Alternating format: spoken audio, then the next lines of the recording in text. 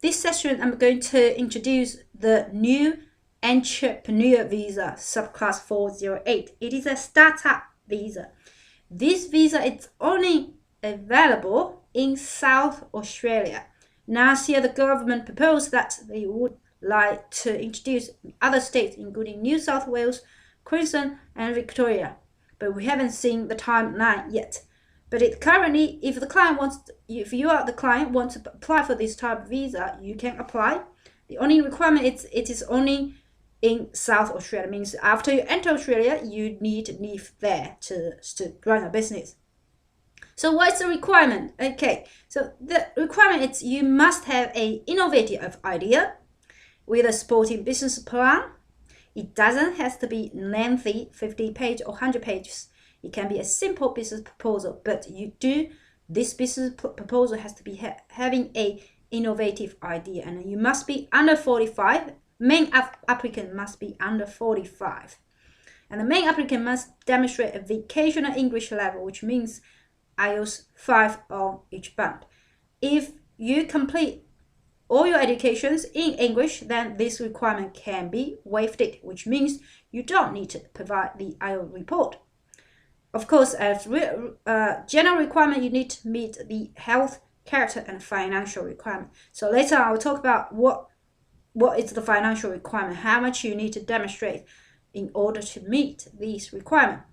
And you must be endorsed by the entity. Okay, who's the entity? The government, South Australian government. But in fact, South Australian government, they don't get involved with the first stage. I will talk that in more details.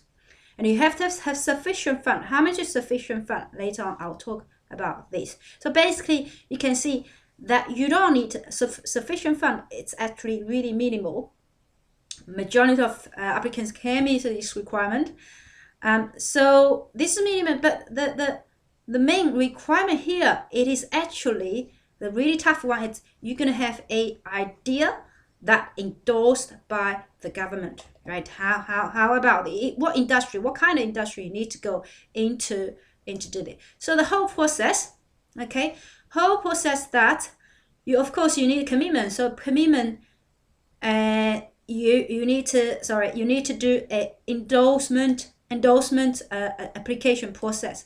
So in order to meet this requirement, what you need to do is you need to submit your proposal to one of the offices.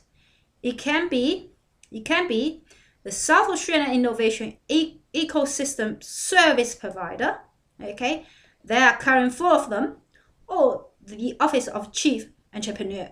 So this one, option 2, it takes greater length of time, might take up to 3 months. Or priority processing, which means if your application is endorsed by one of the providers, then the step 1 will be, of course, complete that information. But first of all, of course, you need to start the online application first. Okay. Once you choose, if you choose option 1 and then you got endorsed by the providers, what you need to do that you submit positive response. You go to step 4. Okay, once you got response from providers, then you apply and submit this application to the South Australian government. The South Australian government will then put forward to your service provider. They will sign off the letter, and you have the second stage approved it. Once your second stage approved, then you lodge your application. If your application is finally endorsed, then you have 6 days to apply for the visa application. Okay. Now, what you need to do is basically you have to, so this is special option, okay? You must apply this under the Australian government endorsed event stream. Okay. The processing time, we have processing time here. It is quite a short processing time consider of other applications for this general endorsement. So we are here saying how long they're gonna take for the nomination only, for the state nomination only. Okay, so if you choose the option 1, 8 weeks. The state will give you the nomination within 8 weeks. The visa application process time, then this is according to the department. It might take up to 3 months. So you can check this one by yourself. Okay, now make it clear. First step, you apply for endorsement from one of the providers. Who is the provider? Let's have a look. We click this one. There are currently 4 of them. I believe that, yes. The first one is Innovation and Collaboration Center. I believe this is the University of South Australia. And then Moonshine Laboratory, they are actually looking to someone to be co-founder of their startup.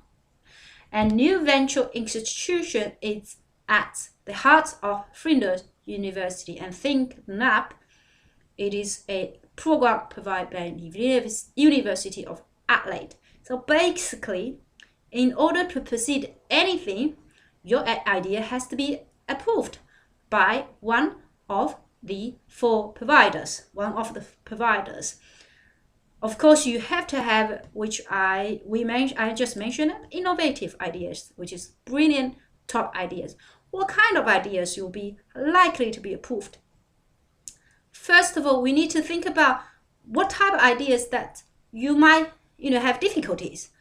They will not approve, if this cafe, restaurant, consulting business, employment agency, importing, exporting business, franchisees, massage, acupuncture, Chinese medicine, or any other feng shui business or retail. If your business in one of these areas, no, the idea will not be approved.